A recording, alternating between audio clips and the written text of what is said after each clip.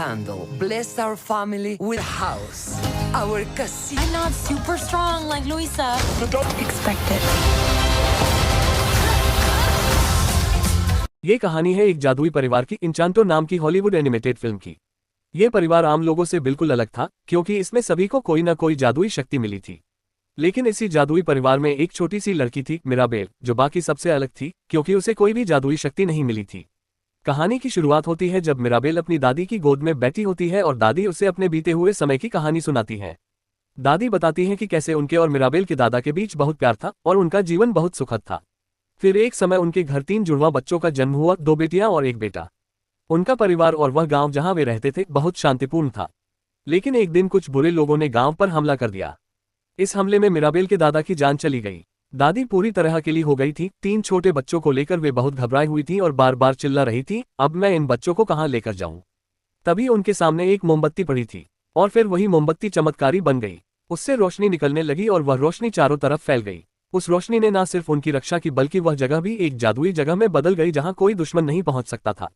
और फिर सबसे बड़ा चमत्कार हुआ, एक जादुई बहुत बड़ा और सुंदर घर वहां प्रकट हुआ जिसे कसीटा कहा गया। ये घर सिर्फ उन्हीं के लिए था और जादू से बना था। दादी बताती है कि उनके तीनों बच्चों को भी धीरे धीरे जादुई शक्तियां मिलने लगी और फिर उनके बच्चों के बच्चों को भी। यही जादुई जगह आगे चलकर एन्चांटो कहलाने लगी। मिराबेल अपनी दादी की यह कहानी बड़े ध्यान और उत्साह से सुन रही थी। दादी फिर उससे कहती है, बेटी, अब तुम्हारा समय भी आ गया है, अब तुम्हें भी अपनी जादुई शक्ति पानी है। और फिर वह मिराबेल को एक जादुई दरवाजा दिखाती है। ये वही दरवाजा था जिसे पार करते ही बच्चों को उनकी शक्ति मिलती थी। मिराबेल उस दरवाजे की ओर बढ़ती है और जैसे ही वह अंदर जाती है अचानक से सब कुछ बदल जाता है। वह एक अलग दुनिया में पहुंच जाती है और वहां वह खुद को बड़ा हुआ पाती है। फिर 30 साल बाद का सीन दिखाया जाता है। एक लड़की बहुत खुश होकर शहर में घूम रही होती है और उसके चेहरे पर उत्साह साफ नजर आता है। बच्चे उसे फूल देते हैं और उससे बात करने लगते हैं।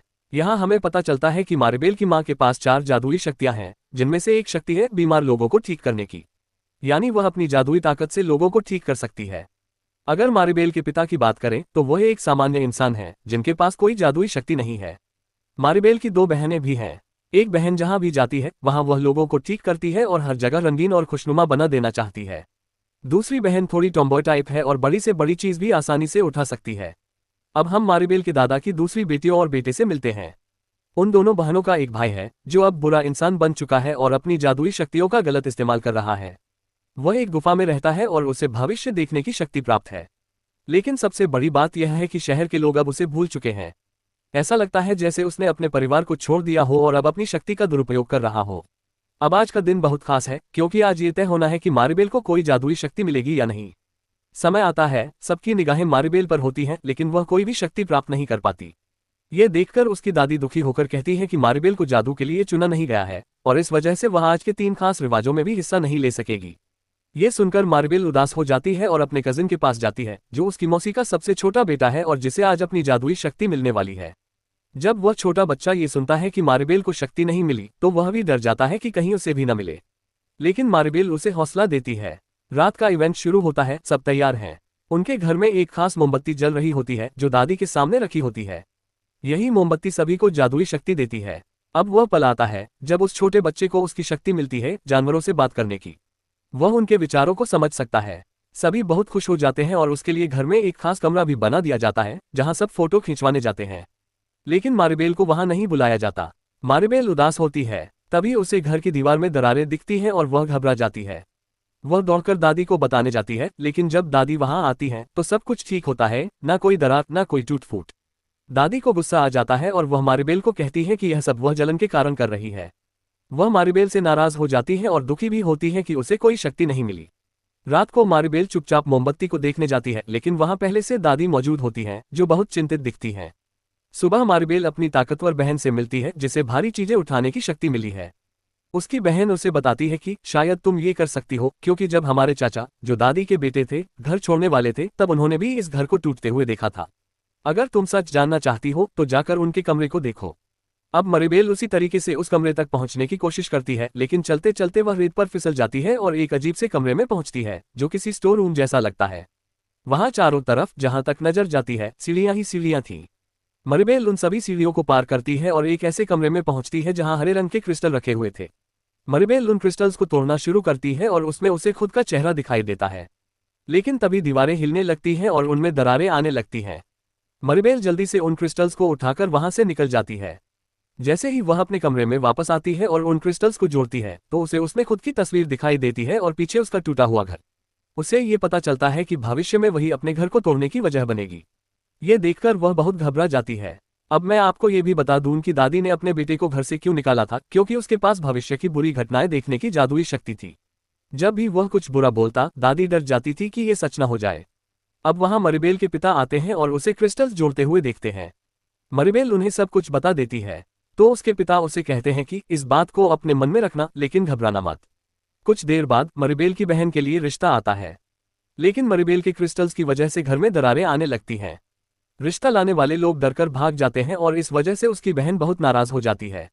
गुस्से में आकर वह मरिबेल से बात करना बंद कर देती है। मरिबेल दुखी होकर वहां से निकल रही होती है, तभी उसकी नज़र कुछ चूहों पर पड़ती है जो एक पेंटिंग के पीछे जा रहे होते हैं।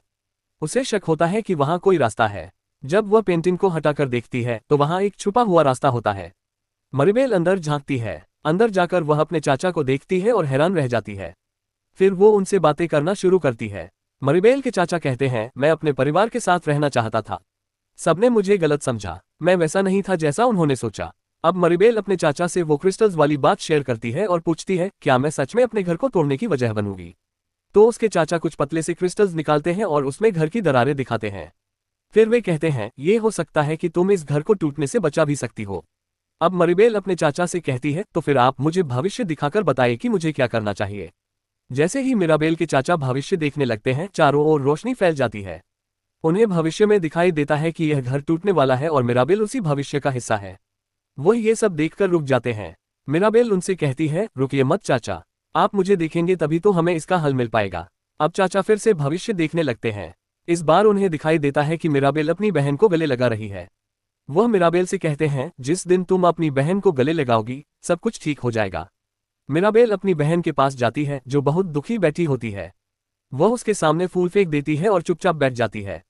उसकी बहन गुस्से में कहती है, तुम यहाँ क्यों आए हो? यहाँ से चली जाओ। मिराबेल धीरे से माफी मांगती है और कहती है, मुझे ऐसा करने की कोई नियत नहीं थी। उसकी बहन जवाब देती है, कोई बात नहीं, वैसे भी मैं तो शादी करके इस परिवार से दूर जाना चाहती थी। मुझे वो लड़का भी पसंद नहीं था। इतना कहकर दोनों बहनें हंसने लगती हैं। लेकिन तभी दादी वहां आ जाती है। वह मिराबेल से कहती है, तुमने ये क्या नाटक रचाया है? मिराबेल जवाब देती है, लेकिन दादी अब तो सब ठीक हो गया है। दादी कहती है, नहीं, जब तक तुम हो कुछ भी ठीक नहीं हो सकता। मिराबेल कहती है, पर दादी मैंने ऐसा क्या किया है?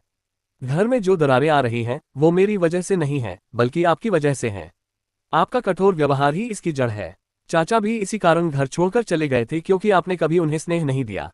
ये सुनकर दादी नाराज हो जाती है और दोनों के बीच बहस शुरू हो जाती है। इस बहस से घर में फिर से दरारें पड़ने लगती हैं और कुछ ही देर में पूरा घर टूटने लगता है। मिराबेल तुरंत भागकर जादुई मोमबत्ती को बचाने की कोशिश करती है, लेकिन जैसे ही घर गिरता है मोमबत्ती भी नष्ट हो जाती है। इस पूरे हादसे से परिवार बहुत डर जाता है। मिराबेल दुखी होकर नदी के किनारे चली जाती है। पूरा परिवार उसे ढूंढता है, लेकिन कोई उसे नहीं ढूंढ पाता। फिर दादी खुद वहां पहुंचती है और मिराबेल के पास बैठ जाती है।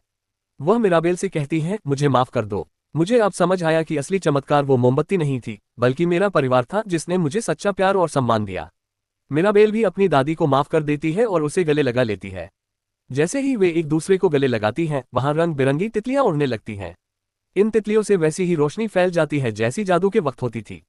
उसी पल चाचा यानी दादी के बेटे की भी वापसी होती है। दादी उसे देखकर दौड़कर गले लगाती हैं। अब सब कुछ फिर से ठीक हो जाता है। असली जादू अब पूरा हो चुका था। इसके बाद पूरा परिवार मिलकर फैसला करता है कि वे फिर से अपना घर बनाएंगे। सब मिलकर गांव के लोगों की मदद से घर को दोबारा बनाते हैं, प्यार, विश्वास और एकता के साथ। अब घर बहुत खूबसूरती से तैयार हो चुका है और जैसे ही घर बनकर पूरा होता है, दादी मारिबेल को डोनोक देती है। वह उससे कहती है कि अगर तुम चाहो तो इसे दरवाजे पर लगा सकती हो। जैसे ही मारिबेल उसे दरवाजे पर लगाती है, वह चमकने लगता है और पूरे घर में जादुई रोशनी फैल जाती है। ये देखकर सभी की खोई हुई शक्तियां वापस आ जाती हैं। सब बहुत खुश हो जाते हैं और एक दूसरे को गले लगाते हैं।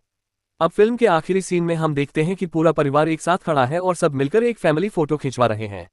इस फोटो में मारिबेल और उसका खोया हुआ चाचा भी मौजूद होते हैं। अब सभी को समझ आ गया था कि एक परिवार को प्यार और एकता के साथ रहना चाहिए, तभी परिवार में सब कुछ सही चलता है। यही थी इस फिल्म की कहानी, जो एक खूबसूरत संदेश के साथ यही समाप्त होती है।